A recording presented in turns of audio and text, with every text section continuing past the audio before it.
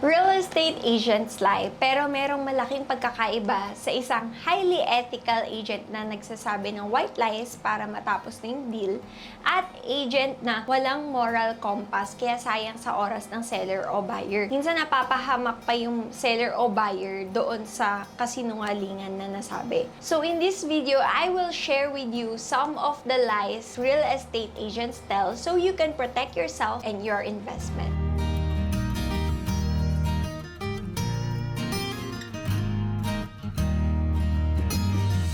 Hello everyone! I'm Ann Clemente, a real estate agent, specifically a licensed real estate broker in the Philippines. And before I share with you the lies real estate agents tell, I would just like to thank Dairy Queen Philippines for sending me their new Blizzard flavors for us to try. So we have here the Cheesecake Delight Blizzard and the Blueberry Oreo Blizzard. Okay, bawas na siya. Kinakain ko na siya. Hindi ko mapigilan yung sarili ko. Saktong-sakto tong ice cream na to kasi mainit yung topic na pag-uusapan natin ngayon. Kailangan may kinakain akong malamig na blizzard habang nagdi-discuss. By the way, if you want to know more about these decadent blizzard flavors, you can check the link to our food and travel blog in the description box below. Anyway, ano nga ba ang mga kasinungalingan na sinasabi ng mga real estate agents na kailangan yung malaman? Number 1, rent to own. Kaya maaring misleading ito para sa mga naghahanap ng ready for occupancy kasi may mga ahenteng ginagamit ito sa kanilang advertisements o nag-aalok ng rent to own kahit na pre-selling pa yung binebenta nila. Ang tunay na rent to own o lease with the option to buy ay yung pwede mong tirahan pero nagbabayad ka ng mataas na upa kasi magiging parte yon nung down payment mo para eventually mabili mo yung properties sa pamamagitan ng bank o pag-ibig financing. Number 2. Now is a great time to buy. With an agent saying this statement when selling a property to you without any idea of your financial capacity, for me, he or she is acting in his or her own interest, not yours.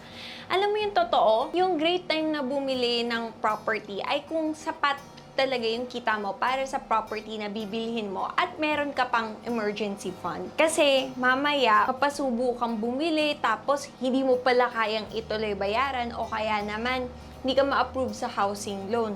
Sayang sa oras at pera. Number 3. Maari kang lapitan at gamitin nila ang linya na I have a buyer for your home. Pero kadalasan, wala naman talaga silang buyer kasi halos lahat naman hindi bumibili ng ready for occupancy na property nang hindi nila nakikita unless na lang kung lupa lang talaga yung habol nila, di ba? Kung totoo man ang sinasabi nila, masasabi agad nila yung pangalan ng buyer at kaya nilang mag-abot ng formal written offer. Number 4, the property being advertised is less than the actual sales price. May mga ahente na sadyang mababa yung selling price sa kanilang advertisement para maka-attract sila ng maraming posibleng buyers sa property. Kaya naman, may excuse sila kung bakit mataas yung selling price ng property dahil magkakaroon ng bidding war. Stressful ito para sa buyers kasi napapaasa sila na mabibili nila yung property sa gusto nilang price. So, buyers should do their homework on comparable homes to check if the quoted sales price is realistic. Number 5, lies of omission. Sadyang may importanteng impormasyon na hindi sinasabi kasi baka pag nalaman mo baka hindi mo nabilhin kaya naman bumaba yung selling price. Halimbawa, nasa fault line o flood zone yung property o kaya naman kapag may pinakitang bahay sa'yo, hindi sasabihin ng ahente na may butas pala yung bubong, sira yung plumbing, may anay, o may namatay, o ibang issue sa bahay. Kung titirahan mo yung bahay, syempre kailangan malaman mo lahat ng importanteng impormasyon na yan. Ano kapag hindi nasabi ng ahente na may problema ang developer sa titling o sa kalidad ng gawa ng developer? Intindihin natin na yung ibang ahente ay kailangan ng trabaho. Kaya kung saang developer sila tinanggap, doon sila magtatrabaho at yun yung properties na ibebenta nila. At kapag pre-selling ang binibenta nila, hindi nila alam kung matutupad ng developer yung kailangan deliverable. Kaya ugaliin natin na aralin yung proyekto kapag hindi pa kilala ang developer o kaya bumili tayo doon sa developer na may napatunayan na. At kahit na sikat yung developer, subukan nyo magtanong sa mga nakatira na doon para malaman nyo if it's really for you.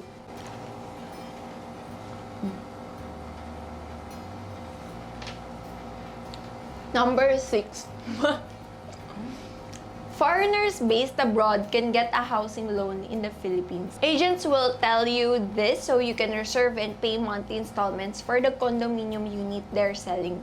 However, unless you acquired or reacquired Philippine citizenship, you'll be surprised that you won't be approved for a housing loan to pay for the balance. Philippine banks will only lend to a foreigner if they see that a foreigner has a long history here and has proof that they'll be spending a long period of time in the country. Some requirements they'll need are the alien certificate of registration, passport, and or immigrant visa. Number 7.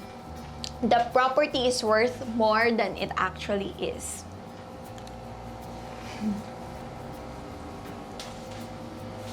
Unless the real estate agent is also a licensed real estate appraiser or a licensed real estate broker with years of experience, if you're a seller, don't readily listen to this advice.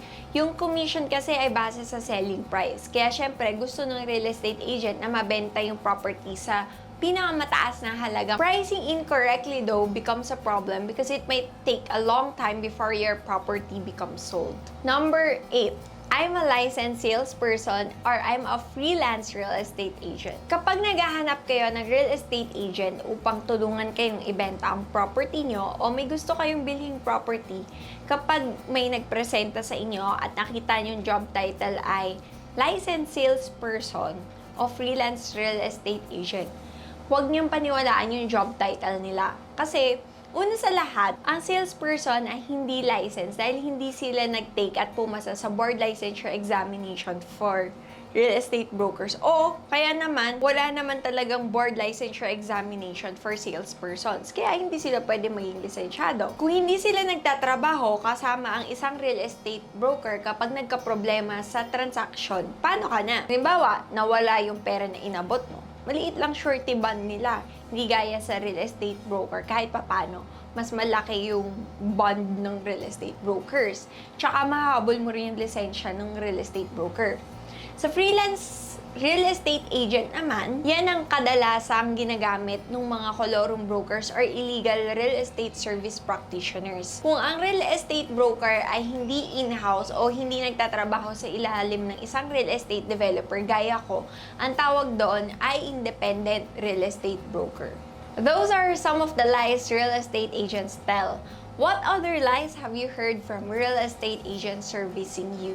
Please let me know in the comment section below. Sorry nga pala kung sobrang bilis tong pace ng video na to compared doon sa mga nauna kong videos o yung mga dati kong videos. Marami pa akong work. Sinisingit ko lang to kaya ayan, kailangan magmadali lang. I hope you really learned a lot in this video kahit na sobrang bilis ng pacing. And if you did learn something or it has helped you, please hit the like button to support me. Subscribe as well to be updated with my new videos. At kung isa kang fellow real estate service practitioner tapos napanood mo tong video na to kasi curious ka sa mga sasabihin ko at siguro natamaan ka, nagalit ka, dessert tayo. Char. So sabihin lang, i-share sa'yo na huwag mo sanang ugali ang magsinungaling para makabenta. Yan yung prayer ko na iwasan mo tong gawin hanggang maaari. Kasi I know real estate is a tough, highly competitive business, but dishonesty causes enormous problems, not just for your clients. It will also bring you harm because your reputation will be tarnished and you might end up being in prison. Ang sabi nga nila sa Proverbs 13:11, dishonest money dwindles away, but whoever grows money little by little makes it grow. Yung pera na nakuha sa get-rich-quick schemes gaya ng pagsisinungaling, naglalaho kalaunan. Pero yung pera na galing sa hard work, lumalago. Doing what is right can also yield a richer and more rewarding practice for you over the long term. I just shared my additional thoughts. Again, I'm Mean Clemente, a licensed real estate broker, and thank you for watching Own Property PH.